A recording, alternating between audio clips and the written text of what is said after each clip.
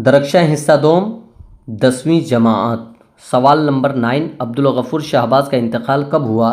तो अब्दुल गफ़ूर शहबाज का इंतकाल ऑप्शन बी 30 नवंबर 1908 ईस्वी। 30 नवंबर 1908 ईस्वी। सवाल नंबर 10, मेहदी अफादी का असल नाम क्या था? मेहदी अफादी का असल नाम क्या है? तो इसका हो जाएगा ऑप्शन बी मेहदी हसन। मेहदी हसन। सवाल नंबर 11, मेहदी अफादी की पैदाइश कब हुई? मेहदी अफादी की पैदाइश कब हुई? तो सवाल नंबर 11 का हो जाएगा ऑप्शन सी 1828 ईस्वी। सवाल नंबर 12, मेहदी अफादी की पैदाइश कहाँ हुई? मेहदी अफादी की पैदाइश कहाँ हुई?